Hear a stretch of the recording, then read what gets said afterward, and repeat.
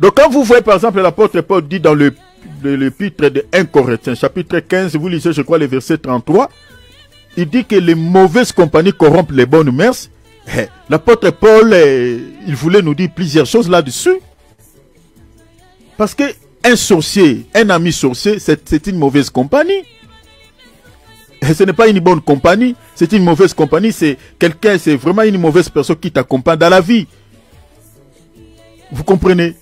Tu es marié à une femme sorcière, tu es marié à un homme sorcier, bien aimé. Tu ne seras jamais heureux.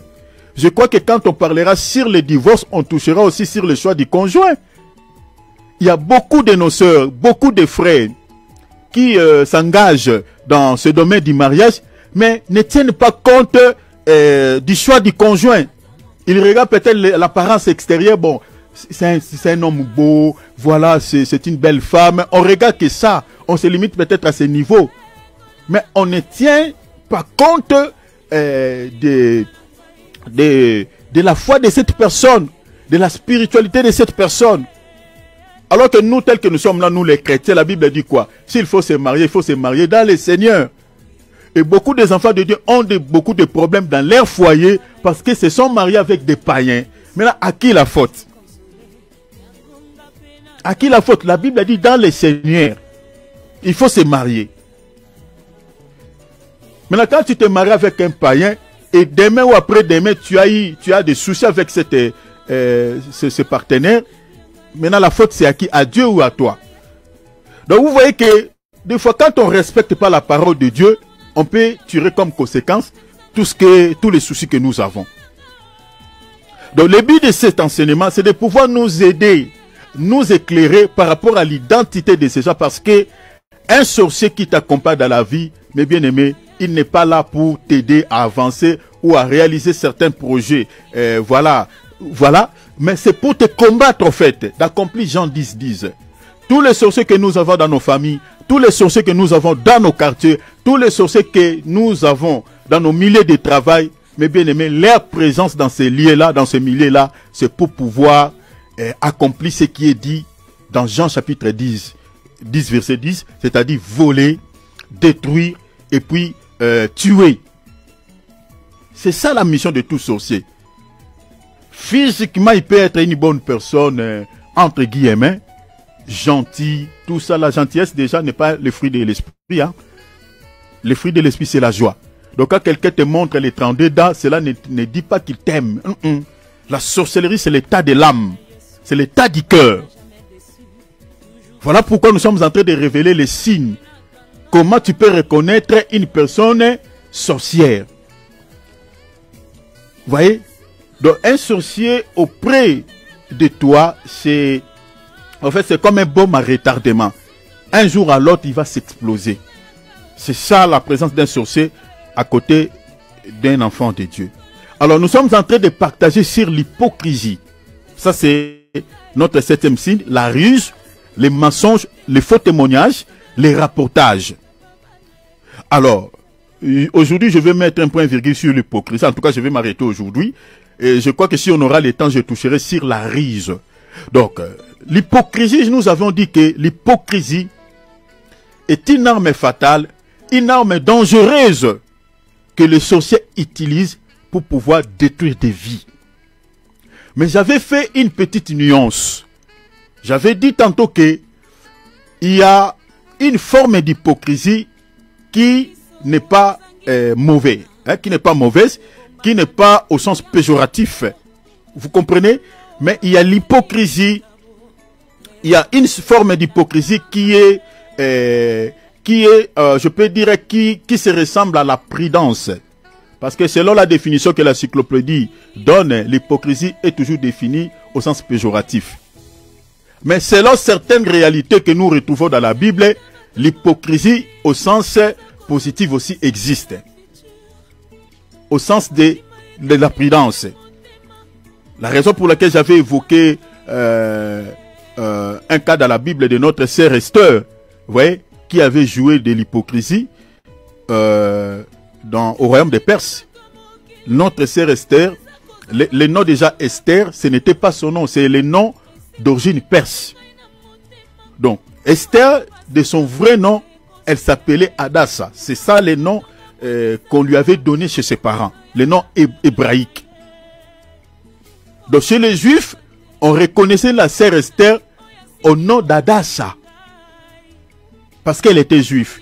Mais Esther, elle avait caché sa nationalité, elle avait caché sa vraie identité devant les Perses.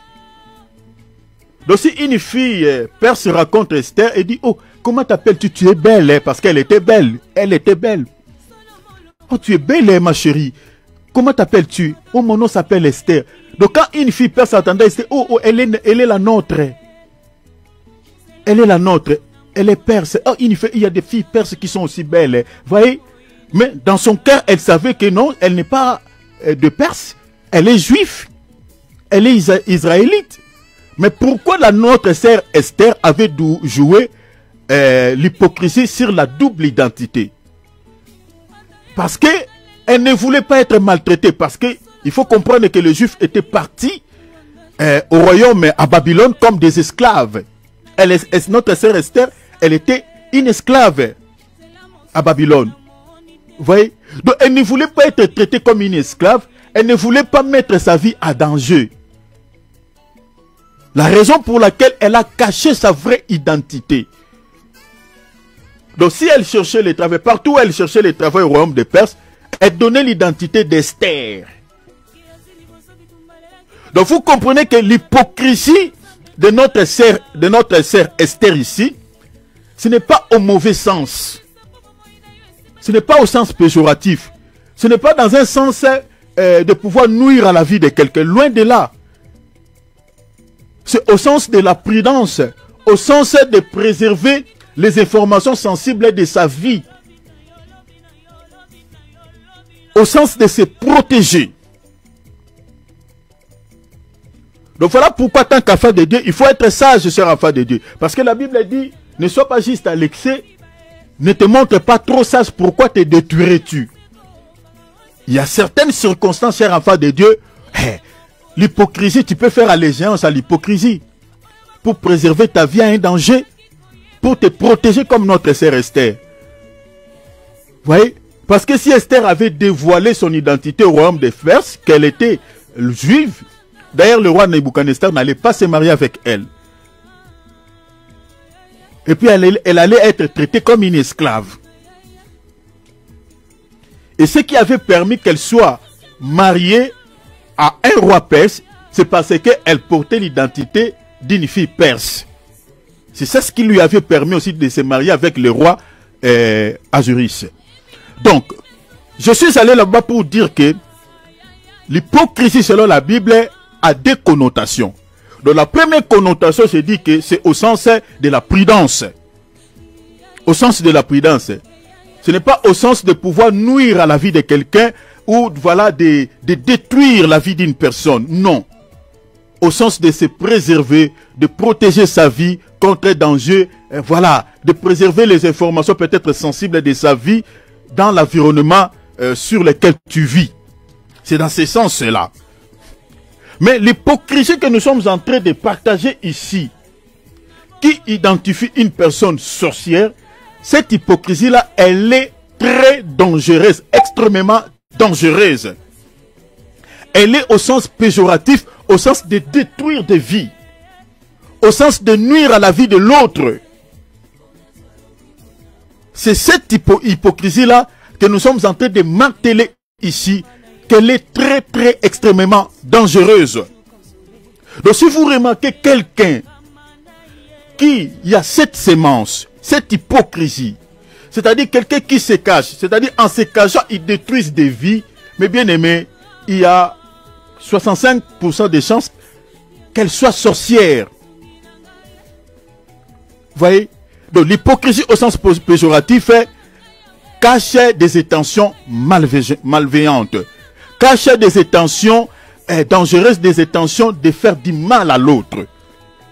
Donc si vous remarquez une telle hypocrisie, cette hypocrisie chez quelqu'un, bien aimé, vraiment c'est une personne suspecte, il y a 65% de chances qu'elle soit une personne sorcière.